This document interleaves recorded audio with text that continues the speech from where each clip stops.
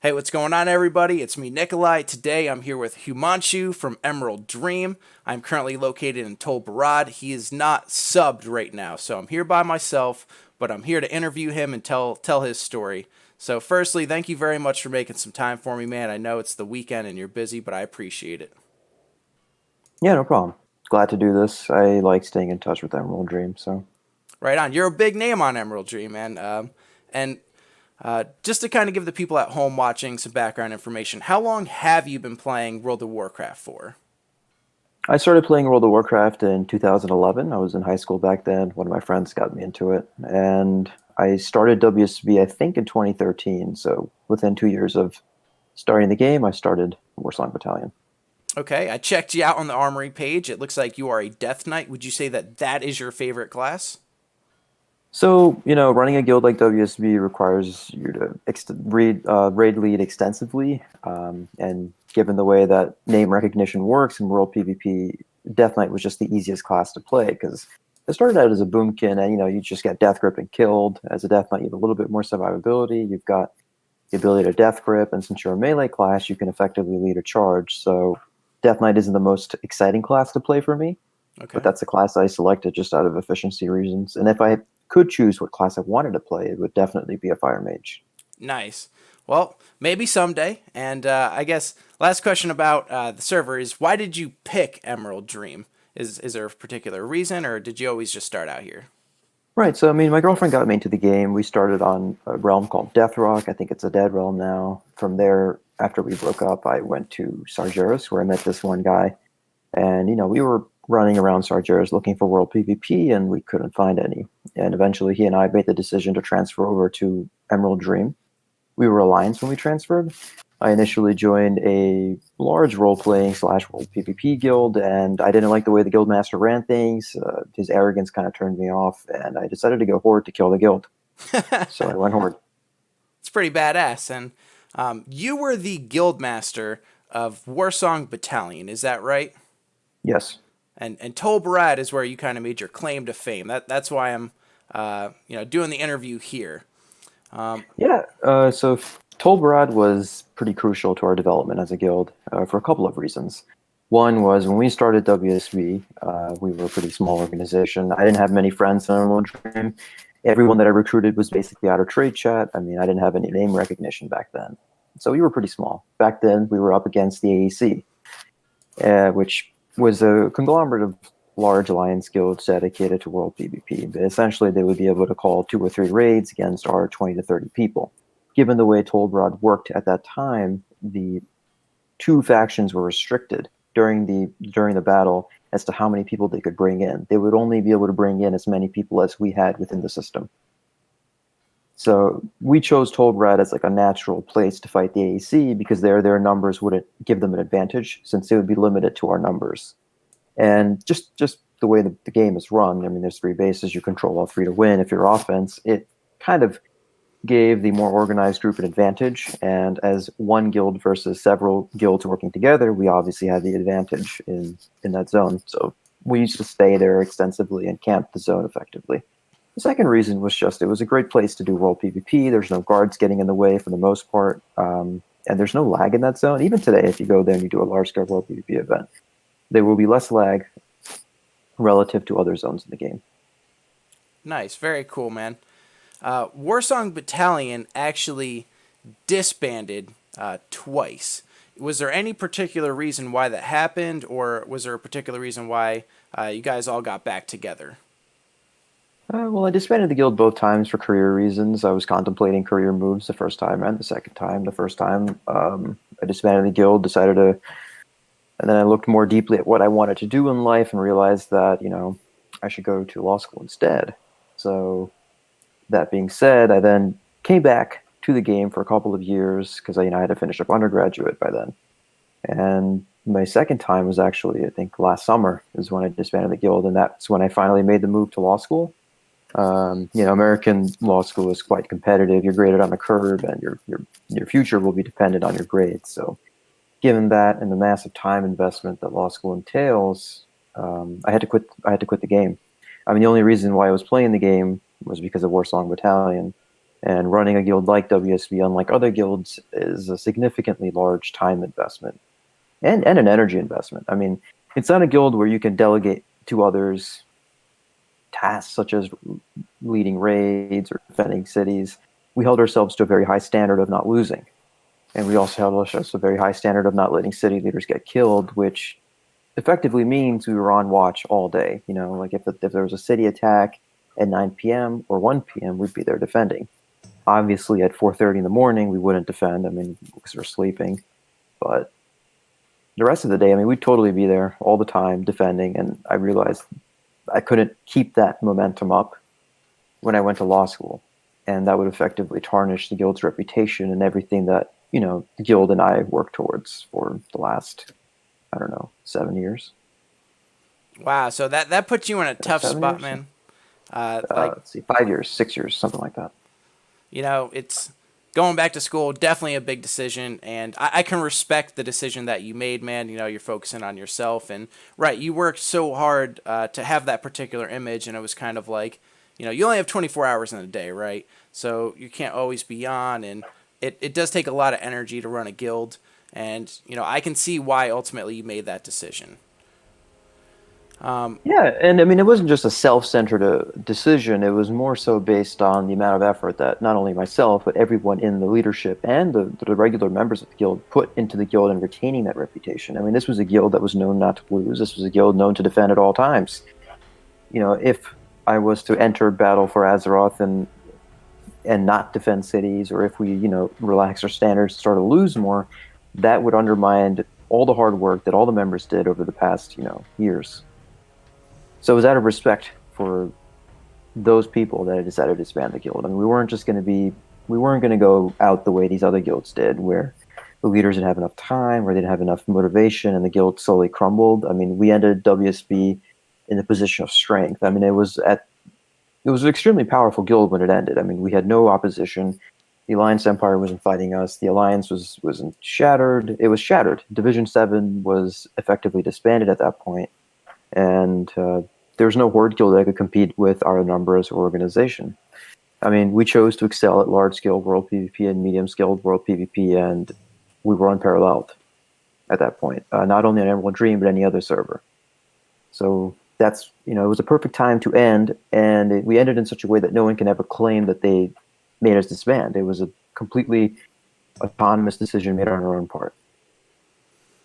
And I see your point there, right? Like, you know, a person once told me, you know, kind of in a gambling aspect, it's like, you know, when you have your wins, walk away. Don't wait to the point where it's, you know, ran into the ground, or, you know, go home empty-handed. And, you know, you guys, the guild ended on a very good note, it seems like.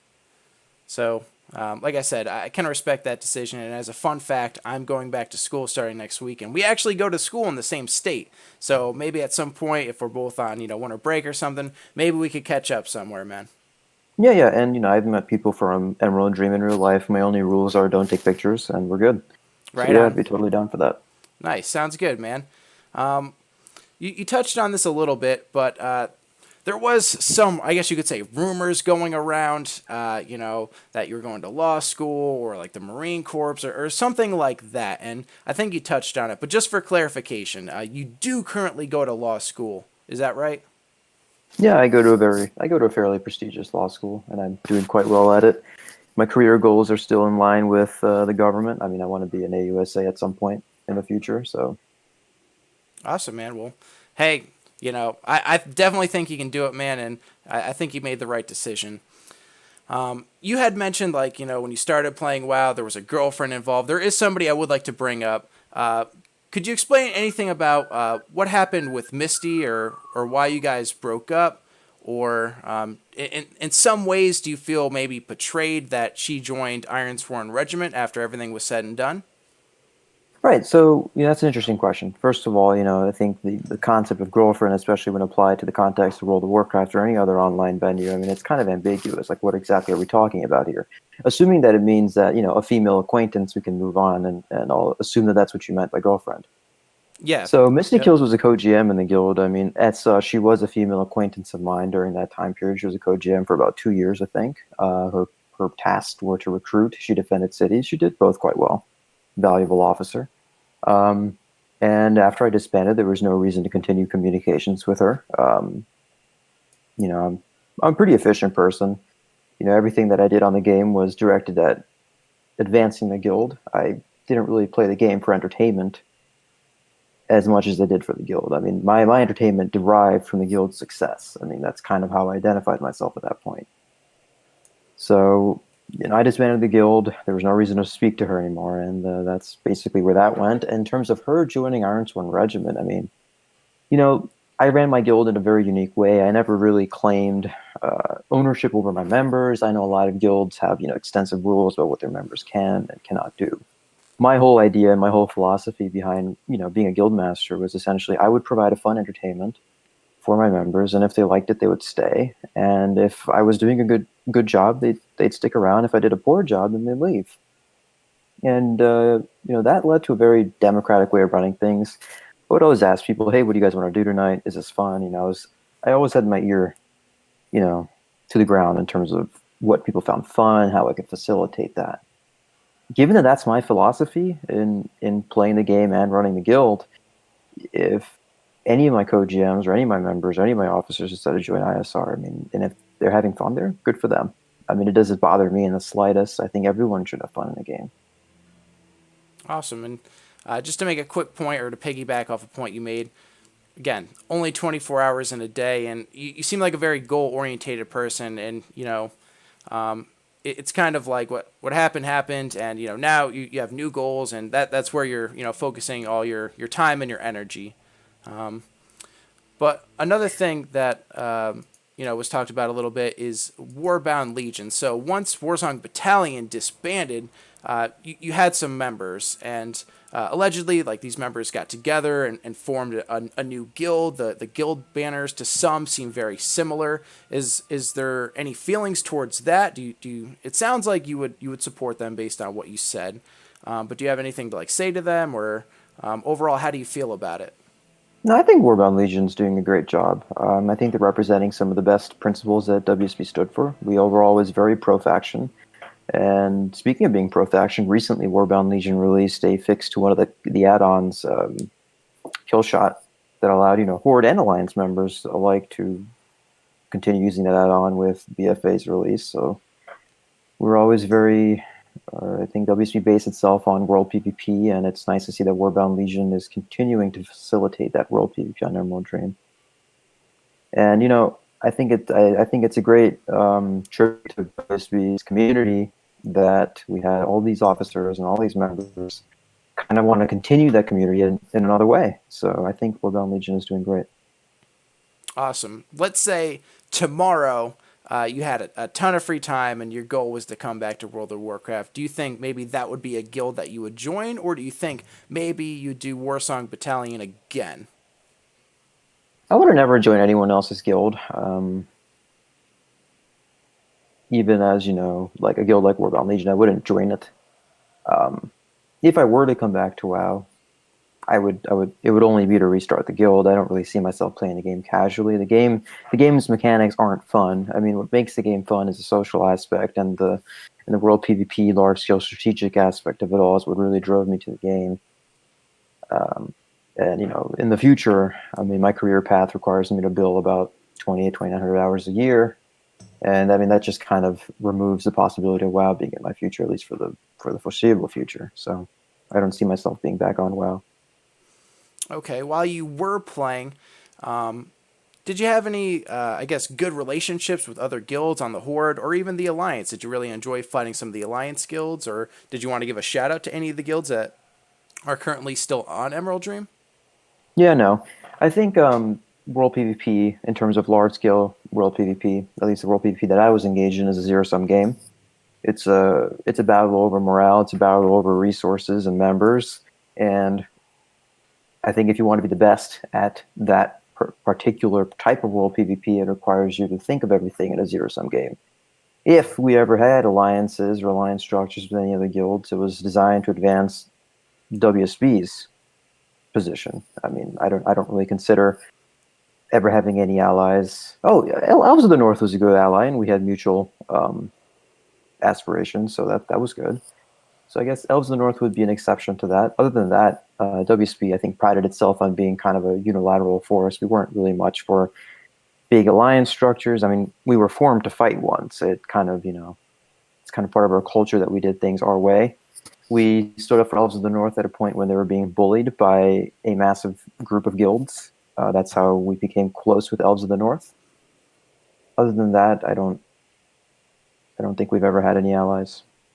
That's cool, man. I love your mindset towards the game. I think that's really cool. Where it's kind of like victory at all costs, and at the end of the day, we're it's our energy and time is focused on us. If an alliance did happen, sure, but it's not necessarily on the list of things to do. It's just we're focused on us, and I think you're a real cool player, man. You mentioned a little something about this at the beginning when we talked about Tol Borad, but some people were wondering, would you want to share any like World PvP strategies, or do you have any like particular like locations that you thought were good for World PvP outside of Tol Borad? Yeah. And before I answer that, going back to the alliance thing, I've always found that those types of structures are kind of inefficient. I mean, first of all, you're going to be arguing over who runs the raid and who gets leadership of the raid and who gets nominal recognition of the raid. I mean, it's all kind of a waste of time. And then second, I was never truly impressed by anyone on the game that was a GM on the Horde side, other than Felicius, the GM with Elves of the North. He's an extremely bright and capable person. But for the most part, I mean, you're interacting with people who are not the most successful in real life. I mean, they're not the smartest, not the brightest people. And if you're just looking to win, it's better to win by yourself rather than explain a strategy to someone. Hopefully they can implement it without screwing it up. Yeah, it's just a lot of drama that's unnecessary. And through my time leading WSB, there were several alliances of alliance guilds designed to fight us, and they all failed just because, I mean, all it requires is a couple of the leaders to start arguing, which given the nature of running World PvP guilds that probability is quite high given the egos that are involved. They're just designed to fail.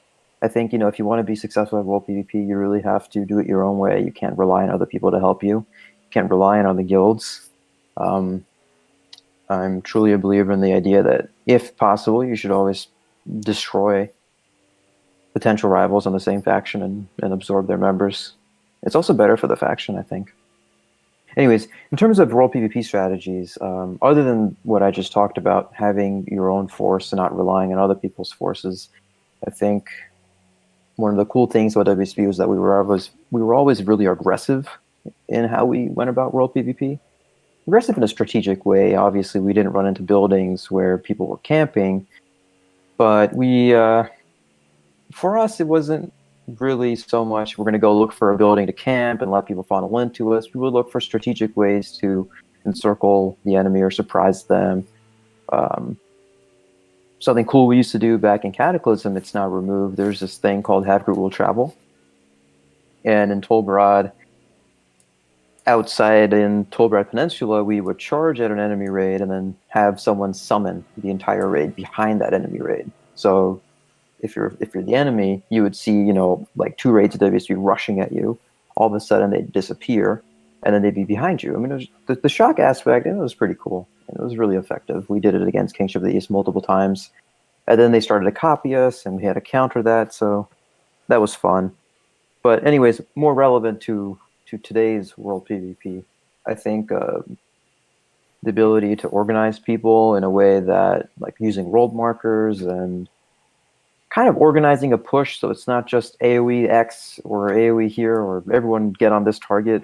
We were strategic in how we pushed. And without actually being on the game and showing you a piece of land, it's kind of hard to describe how exactly to do that. But what I used to do was I used to break up the battlefield in different parts and try to take control of one part at a time. Very cool. In practice, that's kind of difficult. But it's very hard to describe. And I think you did a good job there. If you have a big landscape, piece by piece, don't consider it one giant. I'm Italian, so maybe that's why I'm relating it to it. But like one giant pizza, right? If you take it slice by slice, eventually you'll have the whole pizza. Yeah, exactly. And enemy raids can be divided slice by slice, even especially when there's phasing involved, right? Like it's very simple and very easy to do.